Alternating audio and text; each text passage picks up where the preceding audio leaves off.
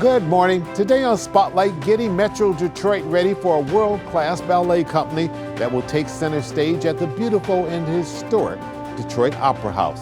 The celebrated dance theater of Harlem is returning to Southeast Michigan. What's on tap?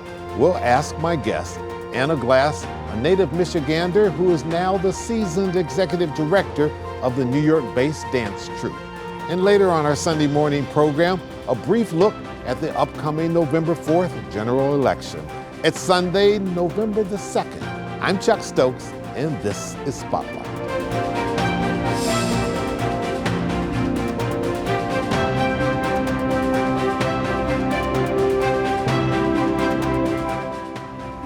And welcome to Spotlight. Anna Glass, welcome back to Spotlight. Welcome back home. Thank you, I appreciate it. It's good seeing you as well. The Dance Theater of Harlem is bringing their ballet company back to the Motor City. Absolutely. When and why? So we will be returning on November the 15th and 16th at the Detroit Opera House. There's a 7:30 performance and a 2:30 performance. And we're back, one, because we love the city. And the city loves you. You know, it happens to be, for the dancers, one of their favorite stages across the globe. But also we are coming back because we have our iconic ballet Firebird that we are bringing to the city, and it will be the first time it is being seen in front of a public audience in over 20 years. And so Detroit, that's where we had to bring it. And even if somebody had seen it 20 years ago, you're talking about a whole nother generation Absolutely. That has never seen this ballet before. That's right, that's right. There are young people who have never seen it. They may have never even seen a ballet before, but this work, the Firebird is an iconic story. There are many ballet companies across the globe that tell this story of a mythical creature who is in the forest, visited by a prince and a princess. But what makes our story so unique is that it's set in the Caribbean. The set design, the costumes were created by the legendary Jeffrey Holder. So there's color in this, lots of color, vibrant colors. It's very vibrant, it's very vibrant, and you're going to see artists that reflect that culture, reflect the mission and the vision of Dance Theater of Harlem, and so it's a really spectacular ballet, and we're really excited to have it here. Well, past reviews with the New York Times and other organizations describe Firebird as something that had people literally almost jumping out of their seats with emotion and excitement. It's that high energy. Is that the right word? It is. What made Jeffrey Holder's work so spectacular was the pageantry. You know, so often, you know, that's what's so beautiful about ballet is being swept into these stories, you know, visiting places that we may not otherwise get to see. And so it is the high energy. It is a cast of 34 dancers. And so it's going to be huge, huge, huge, huge. But you will see these gorgeous drops that sort of take us into this mythical forest. You've had a life surrounded by ballet. Is ballet becoming more or less popular these days? And is it widening its audience? I would say it's definitely widening its audience. You know, there were many, many years where ballet was viewed as an elite art form. Kind of hooty snooty. Absolutely. Yeah. You had to be from a particular neighborhood or have a particular skin tone, or if you wanted to participate, you had to be super, super thin. And now I think ballet, many companies really want to reach out into the community. They want to make sure that ballet feels accessible to everyone. That's something that Dance Theater of Harlem has been doing since day one, from our founder, Arthur Mitchell, who believed very strongly that this art form, for young people in particular, teaches you discipline and perseverance and believing in yourself. And he felt that this was something that was translatable to any child. And he felt very strongly that he wanted to make sure that ballet didn't close its doors, that we opened our doors in terms of what we see on stage, who we see on stage, what kind of music we perform to, all of those aspects. You know, I believe that we will continue seeing more of that as we go along. Misty came at the right moment. There have been ballet dancers, black ballet dancers, since the 1930s. I think most people don't realize that. And Misty really speaks about that in a lot of her books and when she speaks on tour, that she is not the first, black ballerina, but she came up in a moment where there was social media and a lot more attention. And it was perfect because we needed to tell this story that ballet is accessible. And I hope that young people see her and see that it's possible to have a successful career, which is, I think, something that we have not really had strong examples of across the board. Sure. You're going to, in addition to what you do at the Opera House, you're going to get into the community when the Dance Theater of Harlem comes. How so? So community is part of what we do. We don't just perform on stage and go home. We like to be involved. We like to engage with young people in particular. So I am going to be bringing two of our dancers who are the principal roles of Firebird. They are going to be coming to Detroit. One of them actually is an Interlochen Arts Academy graduate. Oh, so okay, he's from super Northern happy to Michigan. be back home. Yeah, Yeah. That's right, that's right. They're going to be doing some work in the Detroit public school system. They're going to be reaching out to many of our phenomenal dance studios in the community. So hopefully people will get a chance to see them when they're out and about. Take a little break here, a little pause for the cause. We'll come right back with Anna Glass, the executive director of the Dance Theater of Harlem, based in New York City, right after this.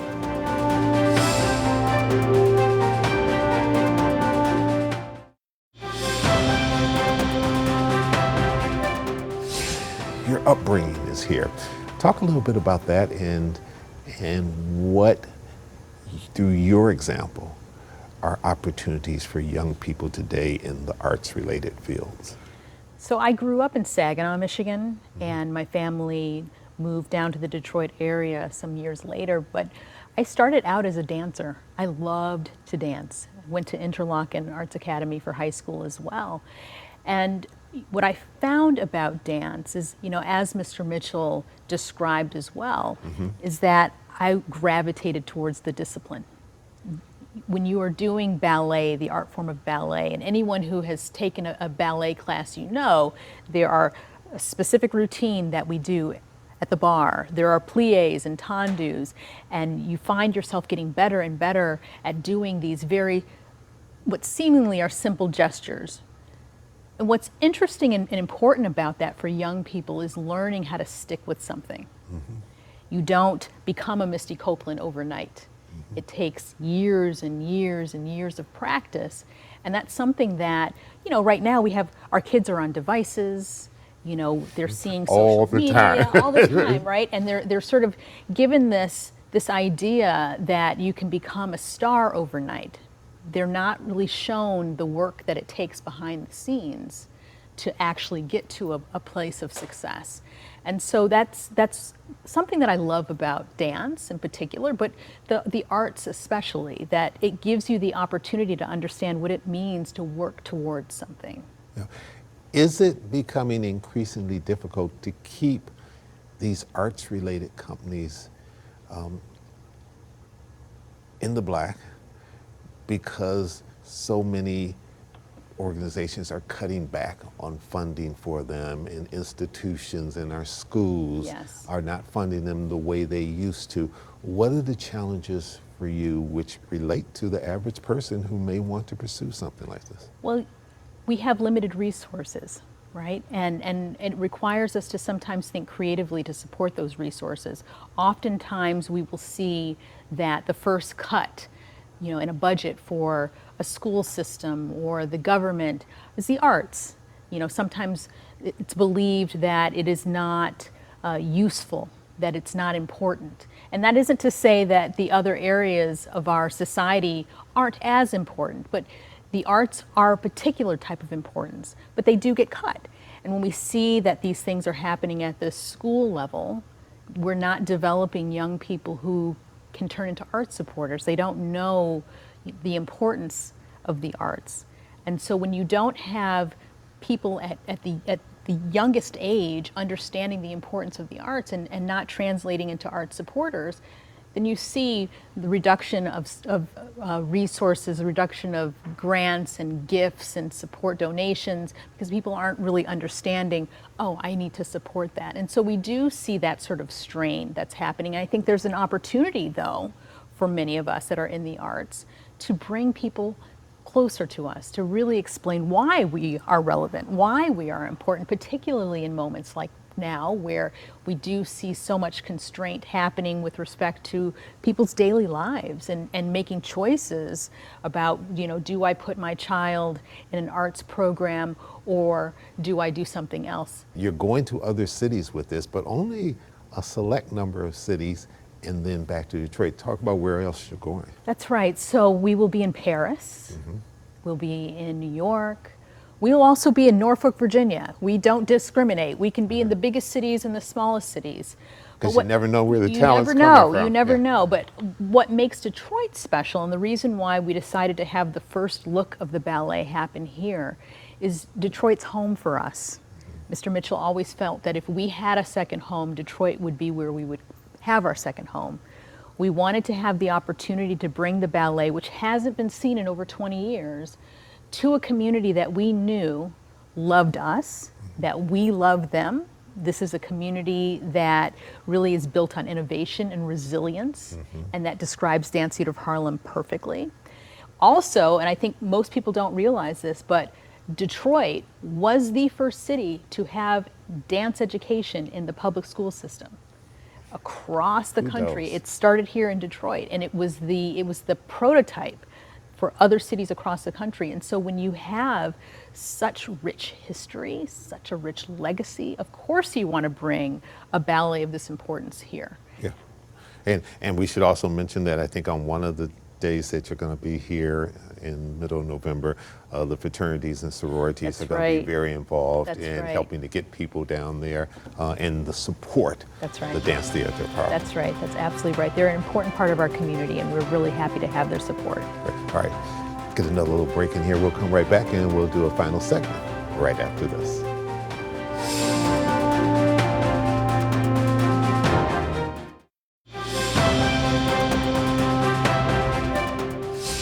Ms. Glass, educated at Oberlin University, undergraduate, then went to the University of Dayton, got your law degree, so people need to understand that you can be into the arts, but you can also do other things, and you can mix all of this, and it served you well.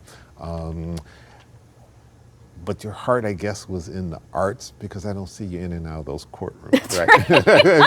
That's right. But you have that discipline and that training. Yes. Yeah.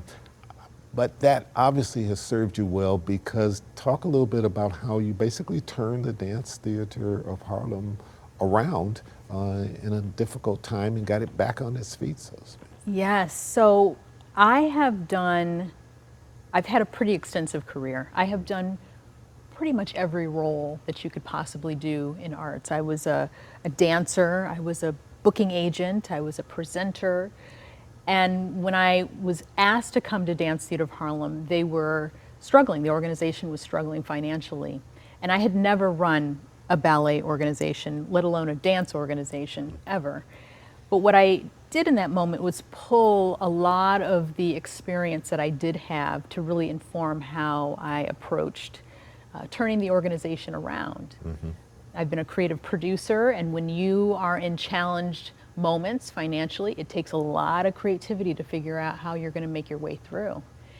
And I think what was really critically important for us, and I would say this to any arts organization that is struggling, is that you have to be willing to let go of how you do things. Sometimes it's not about what you're doing, it's about how you're doing what you're doing. And that was what was key for Dance Theater of Harlem, is that we needed to shift. We needed to be able to pivot, a word that we heard a lot during the pandemic. We needed to be creative. We needed to not be married to how we used to do things.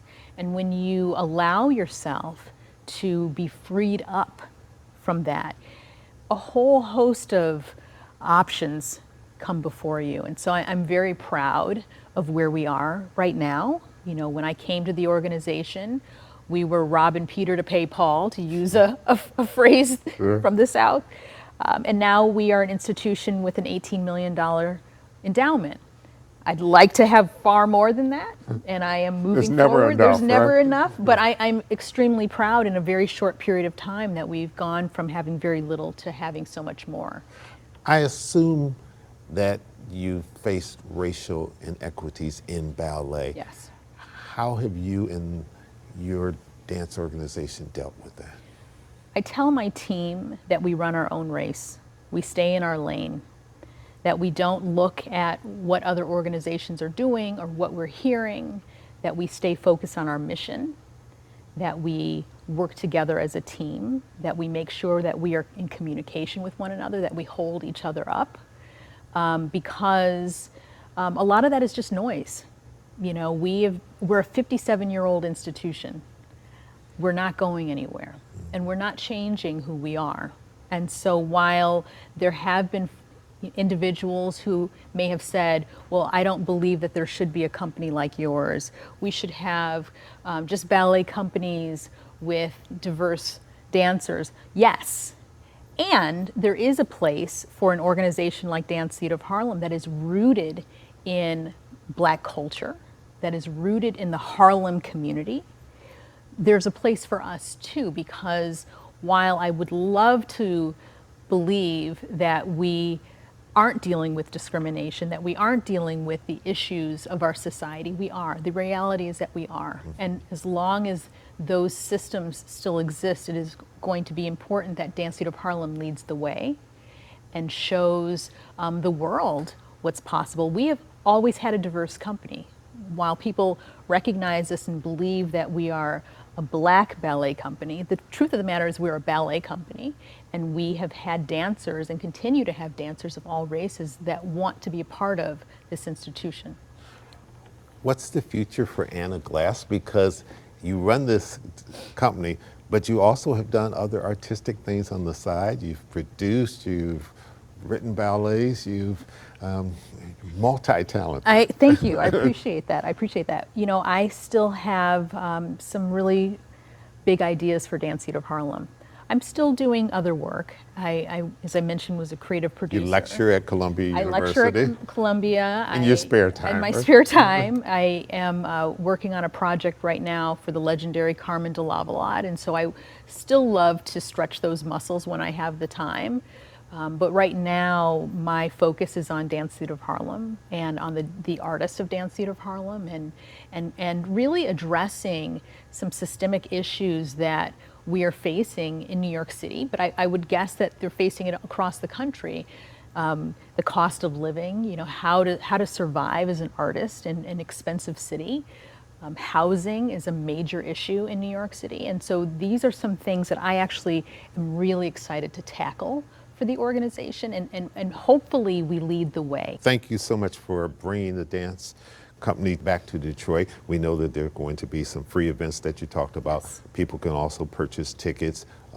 We'll set up a link on WXYZ.com that will hook to the Dance Theater Harlem and the Detroit Opera House. Thank you. Tickets are still available. They correct? are. Please come. All right, come. Very good. I'm sure it'll be a packed house. And thank you so much for coming in, and best of luck. Thank you. Thank you. And when we come back, we'll turn our brief attention to what's coming on Tuesday with the general election. We'll be right back right after this.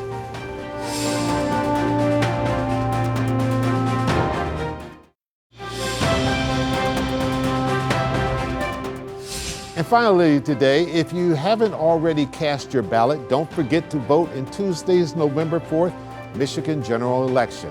A smorgasbord of important local races and issues are at stake across Southeast Michigan, including mayoral elections in Wayne, Oakland, and Macomb counties. And of course, the one that the entire nation will be watching is the Detroit mayoral race between Detroit City Council President Mary Sheffield and Triumph Church senior pastor Reverend Solomon Kinlock Jr. Perhaps a brief look back at the closing arguments they made in their only head-to-head debate here at Channel 7 Detroit on October the 15th will be helpful. Thank you, WXYZ, for hosting this debate, and thank you all for watching. Detroit, we've come a long way over the past 12 years, and I have to say that it has been an absolute honor to serve you.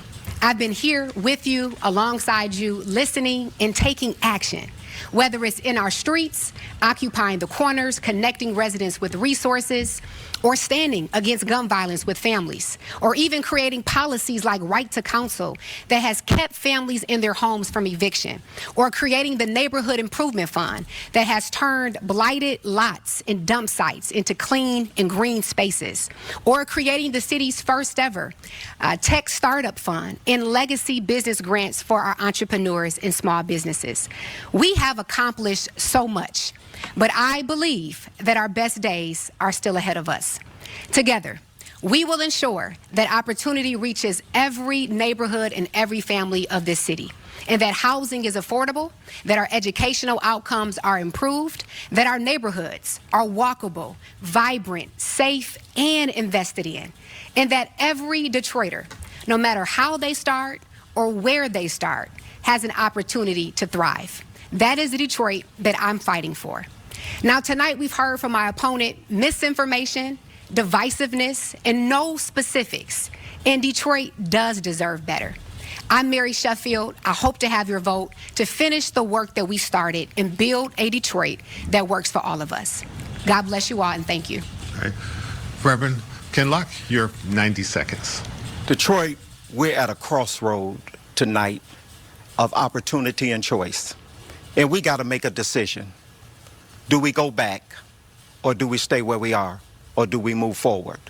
We cannot go back to financial oversight. We cannot go back to bankruptcy, and we cannot go back to corruption in leadership in Detroit. We cannot stay where we are. 51%, more than 50% of the children that live in this city, despite everything my opponent has said that she's done, more than 50% of the children are still living in poverty. Despite everything that she's done, the poverty rate is the highest it has been since 2017. Crime is at an all-time high. We cannot stay where we are. We got to move forward. And the question becomes, do you move forward with a manager and an administrator who wants to maintain the status quo and look out for two or a few Detroiters, look out for downtown and forget about the rest of the town? Or do you want to move forward with someone for the last 27 years has stepped up and stood up and fought for you and will continue to fight for you as the next mayor? We need to build a city that's not just working for some. We need to build a city that's working for all. And that's what Solomon Kinlock will do. You can find all the election information that you need on WXYZ.com, and stay glued to Channel 7 and our streaming services on Election Day for the most comprehensive coverage. The polls will be open from 7 a.m. to 8 p.m. I'm Chuck Stokes. We'll be back next week with more newsmakers in the spotlight. We hope you have a great week.